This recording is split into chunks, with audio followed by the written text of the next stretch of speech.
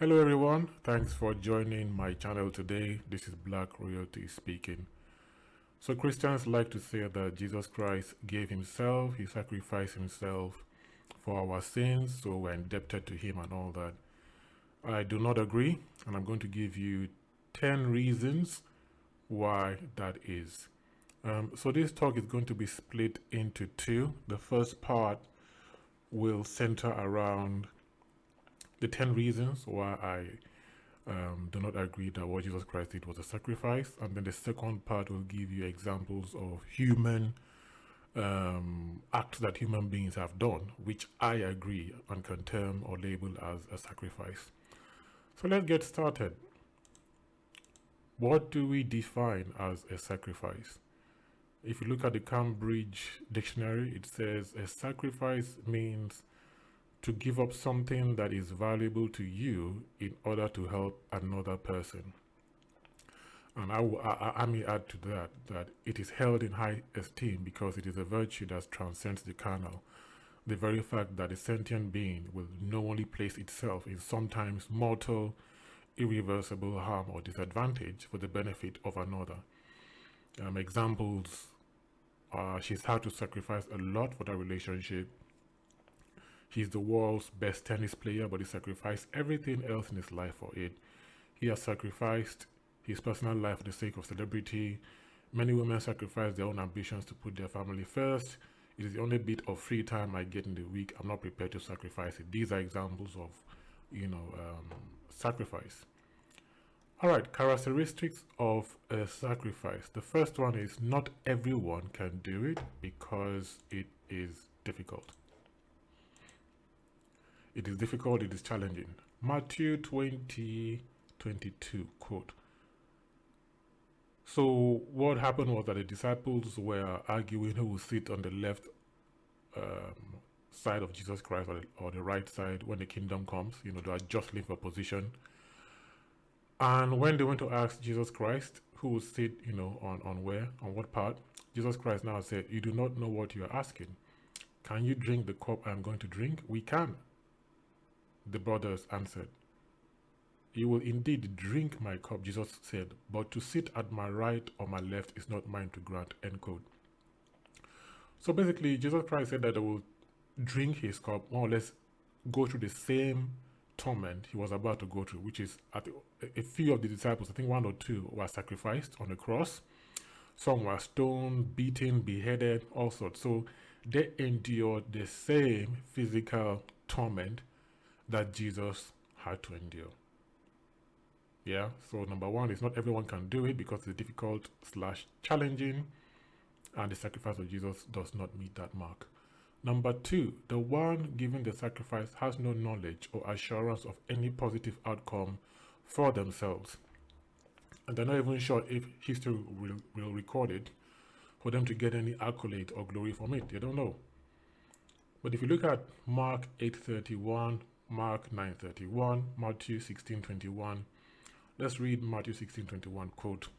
"Then he began to teach them that the Son of Man must suffer many things and be rejected by the elders, chief priests, and scribes, and that he must be killed and after 3 days rise again." End quote.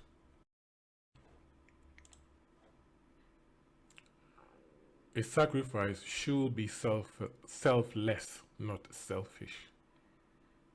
John 2:19, quote, "Jesus answered and said to them, destroy this temple, and in 3 days I will build it again." End quote.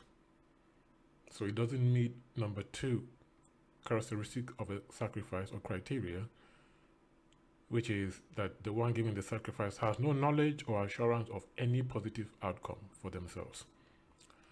Number three, it is optional, giving of one's free will. You don't do it because you are pressured or commanded. Acts 2:23, quote, "He was handed over by God's set plan and foreknowledge, and you, by the hands of the lawless, put him to death by nailing him on the cross." End quote. Numbers 23:19, quote, "God is not a man that he should lie, neither the Son of Man that he should repent. Had he said, and shall he not do it? Or had he spoken, and shall he not make it good?" End quote. So it wasn't Jesus' own free will. He was more almost like a soldier that had been commanded to do something. Yeah? A sacrifice should be optional, given of one's free will. Even Jesus Christ himself said it in Luke 22:42, quote, Father, if you are willing, take this cup from me, yet not my will, but yours be done, end quote. Not my will, but yours be done. Let me use an example in the Bible just to further buttress this point. So a certain priest, a Levite in the Old Testament, went into a town with his bride, and he was met by someone who took him to his house. Yeah, and then the people in the city gathered around the house, saying they wanted to sleep with the Levite. Okay, so the host now said, and I start reading Judges 19:24, quote, Look, let me bring out my virgin daughter and the man's concubine. Sorry, it was a concubine, not a wife. And you can use them and do with them as you wish. But do not do this vile thing to this man. But the man will not listen. So the Levite took his concubine and sent her outside to them. And they raped her and abused her throughout the night, and at dawn they let her go. Early that morning, the woman went back to the house where her master was staying, collapsed at the door, and lay there until it was light. She died. There is a big difference between offering yourself up as a sacrifice and being a sacrificial lamb. So my question to you will be, this concubine who was thrown out to the mob and raped to death, would you call that a sacrifice? Did she have a choice if she went out or not? She was literally taken and thrown out of the house and raped to death. Was that a sacrifice? Was it of her own free will?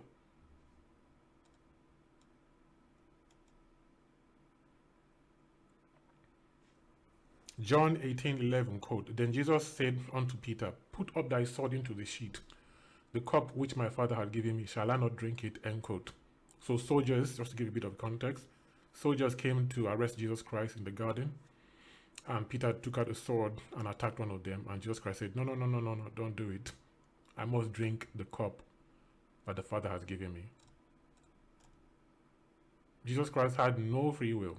There may be one or two places in the Bible where Jesus Christ said, I lay down my life of my own free will, but no, he was more or less a soldier commanded by a general to go and lay down his life. And in that instance, this is the thing, in that instance, anybody can be a sacrificial lamb, as the concubine was, who was raped to death all night. The fourth reason why I do not think that the death of Jesus was a sacrifice is the one offering the sacrifice is disadvantaged permanently by reason of the sacrifice. I mean, if you think about it, in the Old Testament, when a lamb was offered or given up as a sacrifice for the sins of the people, none of them came back to life. It died, and that was the end of it. If you read Leviticus 16:1-34, it talks about the scapegoat ritual, where the sins of the people and the sins of the priest was put upon a goat, and the goat was sent into the wilderness, into places that were never ventured into. It was more or less banished, never to be seen again. But Acts 13:34 says, quote, In fact, God raised him from the dead never to see decay. As he has said, I will give you the holy and sure blessings promised to David. So also he says in another Psalms, You will not let your Holy One see decay. So even from the beginning, in Psalms in the Old Testament, it was agreed that the righteous one will not be disadvantaged permanently by reason of the sacrifice. Reason number 5 why I don't agree was a sacrifice. So mostly in a sacrificial setting, your options are limited. You mostly have two options: either carry out the sacrificial act or you escape the situations. That's it. Nothing more. You don't have agency more than those two: escape or go ahead with the sacrificial act. But if you read Matthew 26:53, let's start from 52, quote. So he said, "Put your sword back in its place." Jesus Christ said to him, "For all who draw the sword will die by the sword. Are you not aware that I can call on my Father, and he will at once put at my disposal more than 12 legions of angels?" So he had options. You're talking about a divine, omnipotent. He literally has said it there. He could get an army to do whatever it was he wanted. But and now people will say, okay, Jesus Christ willingly did this. But let's think about this. If burglars come into your house and they demand that they leave with something or they take something, and then your partner decides to offer himself or herself instead of maybe the laptop, the goldfish, or cat. You see where I'm going, with this? So I'm saying number 5 is options are limited just to 2. Either carry out the sacrificial act or escape the situation. No, Jesus Christ he could rewind time, he could go into another dimension, he could call Star Trek forces, anything. And again, I'm giving an example of burglars coming into a house and your partner saying, "You know what, don't take the cat or the laptop or the goldfish, take me instead." But the burglar just wants something, anything. Does it make sense? An act of sacrifice comes from a disadvantaged, helpless position. Number 6 reason why I do not agree that the death of Christ was a sacrifice. The one offering up a sacrifice does not burden the beneficiaries of the sacrifice with threats, requirements, or rules. Let me give you an example. A father decides to sell his car so his daughter can go to school, but only if she wants to become a doctor. A mother decides to skip her meal so her children can eat, but only if they believe in Zoroaster. You see where I'm going to with this? If this happens, then it is a mandate, coercion, or guilt trip, and not a sacrifice. And where do the threats come from regarding the sacrifice of Jesus Christ? If you look at Revelations 21:8, quote, "But as for the cowardly, the faithless, the detestable, as for murderers, the sexually immoral, sorcerers, idolaters, and all liars, their portion will be in the lake that burns with fire and sulfur, which is the second death," end quote. Revelations 20:15, quote, "And if anyone's name was not found written in the book of life, he was thrown into the lake of fire," end quote. So basically, those who did not meet or fulfill the requirements of the sacrifice. You don't burden people with requirements or rules if you have sacrificed something for them. If a father sells his car so his daughter can go to school, he does not dictate or mandate that she becomes a doctor. That is not a sacrifice. Number 7, the one offering up the sacrifice does not decide or dictate who the beneficiaries of the sacrifice will be. The act is impartial for all humanity. In the case of Jesus Christ, the sacrifice is complete, commensurate to the influence or power of the one sacrificing. John 6:44, quote, "No one can come to me unless the Father who sent me draws him, and I will raise him up on the last day," end quote. So if Jesus Christ paid for the sins of every human being that ever lived, why is God being picky and drawing certain people to Christ?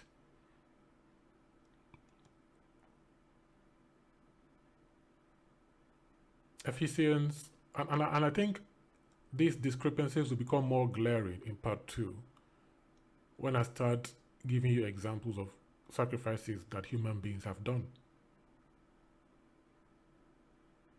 Yeah, because let me just quickly jump there. If you look at the engineers on the Titanic, or people, or the scientists in the Russian lab who refused to eat the seeds that were being kept during the war and died, they didn't mandate and say, oh, um, certain people, maybe only white men should benefit from the seeds, or non-Russians. They didn't know. And number 7, I go back to it again. The one offering the sacrifice does not decide or dictate who the beneficiaries of the sacrifice will be. The act is completely impartial.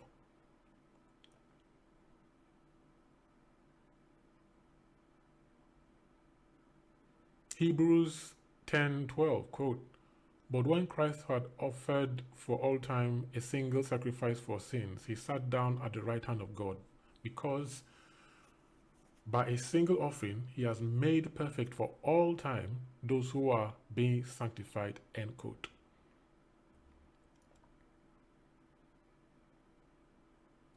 He has made perfect for all time those, and that's the key word, those who are being sanctified. So they've already decided or dictated who the beneficiaries of the sacrifice will be. Huge impartiality here. Sorry, huge partiality. Huge, tremendous, mind-boggling partiality. Why pick? Predestination is a solid tenet in the Bible. I've done a video on predestination. Please go through that. And it basically clearly shows that God has decided before the foundations of the world, who will benefit or who will be in heaven. It's a minute percent of all humans who have ever lived. Minute, insignificant percent. Huge partiality. Jesus didn't die for the sins of all. Number 8 reason why I do not believe that what Jesus Christ did on the cross was a sacrifice.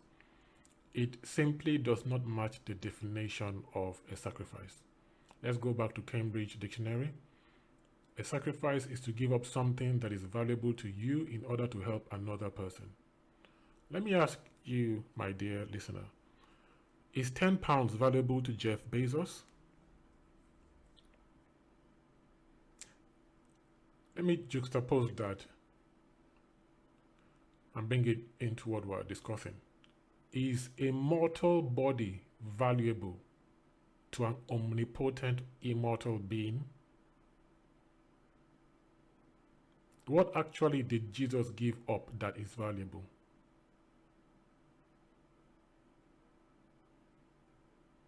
If it was his righteous status, because he bore the sins of the world, that was restored after 3 days. So the only thing he gave up was 3 days of death as a mortal being. Before that, he was immortal, and then slightly after that, he was a mortal man, and then 3 days of death, pain, death, and then immortal for all time. So again, is £10 valuable to Jeff Bezos? It does not match the definition of a sacrifice. Number 9 reason why what Jesus Christ did is not a sacrifice is this: if people were tainted by the sin of Adam without having to believe, that is, their consent required, then they should be made righteous by Jesus without having to believe. If the eternal justice for sin fell and was satisfied by an eternal being, why should mortals still have to bear the consequence of sin for all eternity? Let me just read that just one more time. If people were tainted by the sin of Adam without having to believe, then they should be made righteous by Jesus without having to believe. No participation or consent required. If the eternal justice for sin fell and was satisfied by an eternal being, why should mortals still have to bear the consequence of sin for all eternity?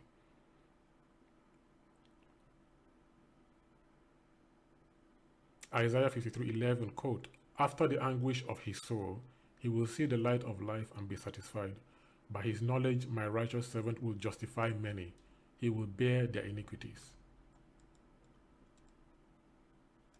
No, it's not everyone. It will justify many, not all. Not all. Isaiah 53:12, quote, "Therefore I will allot him a portion with the great, and he will divide the spoils with the strong, because he has poured out his life unto death, and he was numbered with his transgressors. Yet he bore the sin of many and made intercession for the transgressors." End quote. He bore the sin of many, not all.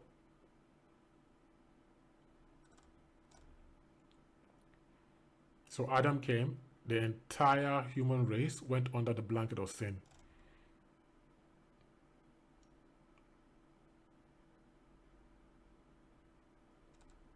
And Jesus Christ came, being the second Adam. The entire human race should come under the blanket of salvation. Number 10 reason why I don't think what Jesus Christ did at the cross is a sacrifice is simply you do not plan a sacrifice. So imagine you're out shopping with your partner and someone jumps out to mug you. The person pulls out a gun, and at the last moment your partner jumps in and takes the bullet for you. Luckily, your partner survives, but then starts using every opportunity to remind you that you wouldn't be here, you wouldn't be here if they didn't jump in to protect you. Your partner guilt trips you to get money, to be more faithful, for you to be more faithful, and for you to go the extra mile for them, only for you to find out shortly after that she had planned the whole thing. She had hired the mugger to fire rubber bullets filled with red liquid. I ask you, would you consider what your partner did in this fictitious scenario as a sacrifice? Even if you had a criminal record and a history of doing bad things, and your partner made a deal with law enforcement to take the fake hit for you so that you could be reformed, would you still count it as a sacrifice? So think of it. Then after this stunt, your partner now says you have to act this way and talk that way, and if you don't accept the terms, or or if you don't accept what has been done for you, you will go to jail. If you accept it, you will be spared jail. And then you find out that your partner got £5 million for the stunt.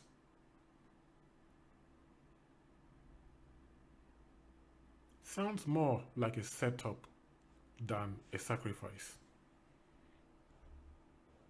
So thank you so much for listening. This is the end of part 1. I will continue in part 2, where I'll give examples of what human beings did, which most people, I believe everyone would agree, meets the requirements of what a sacrifice is.